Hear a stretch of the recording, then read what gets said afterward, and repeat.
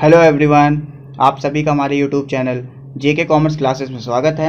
आज हम आपके साथ पीपल एंड एनवायरनमेंट के 3 दिसंबर 2019 में जो क्वेश्चंस यूजीसी नेट के पेपर में पूछे गए थे उसको डिस्कस करेंगे। तो आइए स्टार्ट करते हैं अपने क्वेश्चन नंबर फर्स्ट के साथ। The potential of Jio thermal power in India approximately.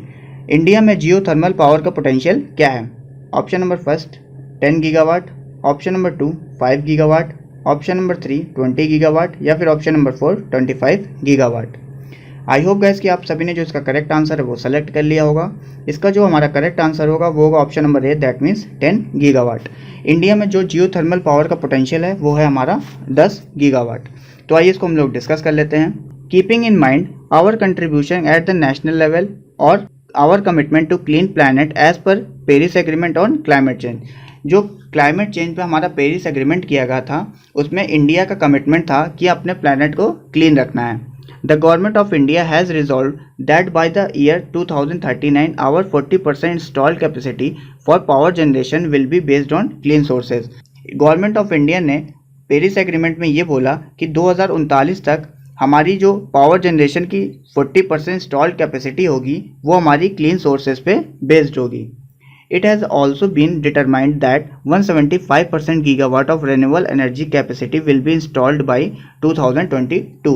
और इसमें उन्होंने ये भी बोला कि 2022 तक जो हमारी रिन्यूएबल एनर्जी की कैपेसिटी होगी वो हमारी होगी 175 गीगावाट, जिसमें हम इंक्लूड करेंगे जो कि हमारी इस तरह होगी। हमारी 100 गीगावाट होगी हमारी सोलर पावर से, 60 गीगावाट होगी हमारी विंड पावर से, 10 गीगावाट होगी हमारी बायो एनर्जी और जियो थर्मल एनर्जी से, और 5 गीगावाट होगी हमारी सोलर स्मॉल हाइड्रो प्रोजेक्ट से। और इस क्वेश्चन में हमारा जियो थर्मल एनर्जी और बायो एनर्जी के बारे में पूछा गया था जो कि हमारी 10 gigawatt.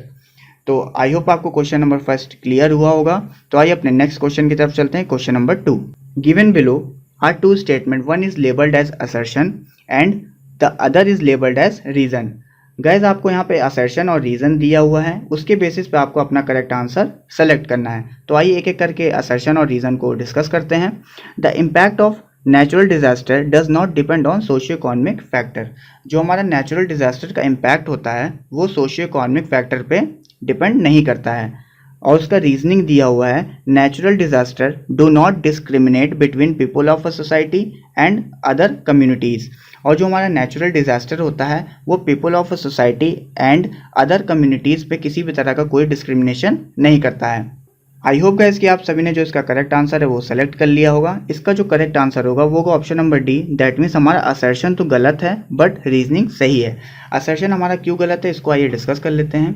The impact of natural disaster does not depend on a socio economic factor is incorrect. ये हमारा स्टेटमेंट गलत है क्योंकि a natural disaster is the result of a natural hazard. जो हमारा नेचुरल डिजास्टर होता है वो रिजल्ट होता है नेचुरल हैजार्ड का, जैसे volcanic eruption, geological forms that affect human activities, lack of proper planning and emergency management further increases human vulnerabilities causing economic, human and environmental damages। तो इस कारण जो हमारा असर्शन है वो हमारा गलत होगा और रीजनिंग हमारी इसलिए सही होगी क्योंकि जो नेचुरल डिजास्टर होते हैं वो पीपल ऑफ अ सोसाइटी और अदर कम्युनिटीज़ में किसी भी तरह का डिस्क्रिमिनेशन नहीं करते हैं, जो कि बिल्कुल सही है। तो आइए अपने नेक्स्ट क्वेश्चन की तरफ चलते हैं। Question number 3, exposure to noise pollution can cause. Noise pollution के क्या क्या कॉज हैं?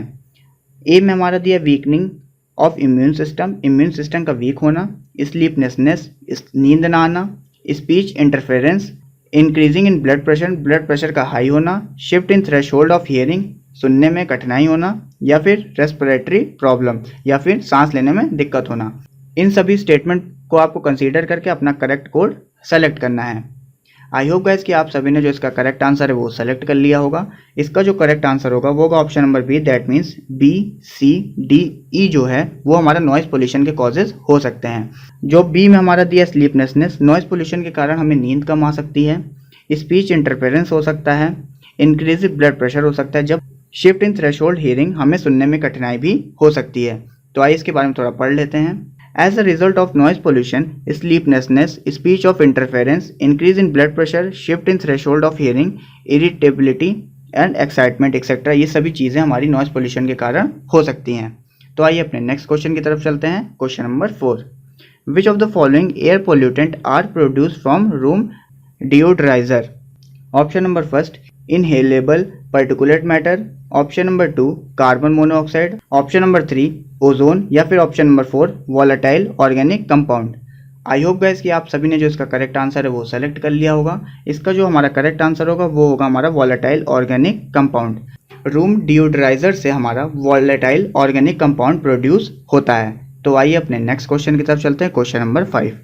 Under Kyoto Protocol, the first commitment period for reduction of greenhouse gases emission by 37 industrialized and European community country was।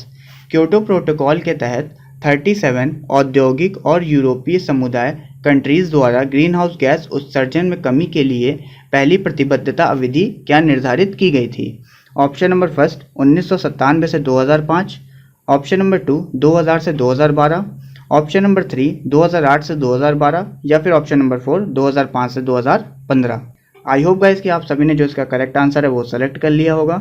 इसका हमारा जो correct answer होगा वो होगा option number C, that mean 2008 से 2012। जो हमारी क्योटो प्रोटोकॉल में फर्स्ट कमिटमेंट पीरियड डिसाइड किया गया था वो पीरियड था 2008 से 2012। तो आइए इसके बारे में हम थोड़ा पढ़ लेते हैं। Under Kyoto protocol the first commitment period for green planet gas emission was from 2008 to 2012 by 37 industrialized and European communities country।